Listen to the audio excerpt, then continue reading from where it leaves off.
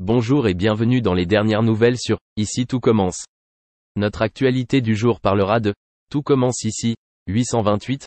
Anaïs annonce une nouvelle choquante. Livio et Ethan paniqués. Anaïs informe Myriel qu'elle ne souhaite pas que Salomé rejoigne sa brigade. En entendant cela, Livio et Ethan paniquèrent. Ils étaient convaincus que le service ne répondrait pas aux attentes tarifaires de Vatel. Quelques minutes plus tard, Hortense et Mehdi entrèrent dans la cuisine et exaucèrent à Anaïs le vœu que Salomé ait accroché au sapin de Noël. Sur ce bout de papier était écrit « Je souhaite ouvrir un restaurant avec Anaïs ». En pleine cérémonie, Salomé vient proposer son aide à Anaïs. Elle lui donna la formule qu'elle avait imaginée pour son duel avec elle. Anaïs est surprise et lui demande pourquoi elle veut l'aider après tout ce qui s'est passé. Finalement, les deux femmes ont reconnu leurs erreurs. Anaïs a demandé à Salomé de rejoindre sa brigade et ils se sont immédiatement mis au travail. Dans la salle, Antoine est stressé par l'arrivée de l'inspecteur des prix Vatel. Stanislas l'informa que l'invité de la table 3 était définitivement celui dont tout le monde avait peur. Antoine prévient précipitamment Anaïs et découvre que Salomé a finalement rejoint la brigade. À la fin de la cérémonie, l'homme assis à la table 3 s'est présenté à Antoine comme l'examinateur du prix Vatel. Il a demandé à rencontrer les deux chefs pour les féliciter. Malheureusement, Anaïs et Salomé sont partis fêter leur réconciliation. Pour Joachim, renoncer à son désir d'être père était impossible. Le jeune homme demande à Clotilde de prendre un moment de réflexion. Plus tard dans la journée, Clotilde retrouve sa sœur Rose et lui révèle qu'elle a peur d'aborder sérieusement le sujet de la maternité avec Joachim. Raison ? Elle avait peur qu'il la quitte pour une femme plus jeune qu'elle. Elle a ajouté, « Le pire dans tout ça, c'est que si cela arrivait, je ne pourrais pas lui en vouloir. » Merci d'avoir regardé et à la prochaine vidéo.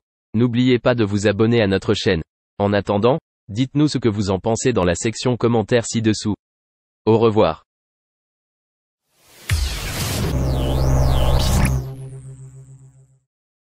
Jamel Debbouze est un modèle pour énormément de personnes. Il sait que son parcours influence beaucoup de monde, mais il en se doute certainement pas à quel point. En effet, il aurait empêché un humoriste célèbre, malgré lui, de passer à côté de sa carrière. Sans sa présence à la télévision, le jeune humoriste et animateur aurait pu choisir la facilité et tomber dans le trafic. Quand il raconte son parcours, il cite Jamel Debbouze en sauveur alors qu'il ne s'était pourtant jamais rencontré à cette époque.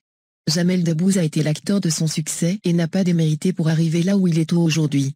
Mais une fois au sommet de sa gloire, plutôt que de profiter simplement de son dur labeur, il a voulu partager. En effet, il a monté le Jamel Comedy Club et plusieurs grands événements afin de donner leur chance aux humoristes débutants. Acteur à succès, il a fait briller les yeux de plusieurs générations de fans. Car Jamel Debbouze, aussi célèbre soit-il, n'a jamais fait en sorte de cacher ses origines modestes. Au contraire, elles sont une fierté pour lui que d'être parti de Trappes, une commune réputée difficile, jusqu'en haut de l'affiche. Son destin a aidé beaucoup plus de gens qu'il le croient à faire les bons choix.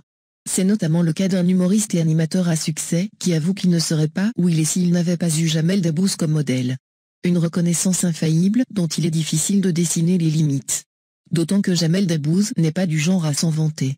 Cependant, Jamel Debbouze n'a jamais apprécié être réduit à ses origines. On peut vous l'assurer, cela se comprend.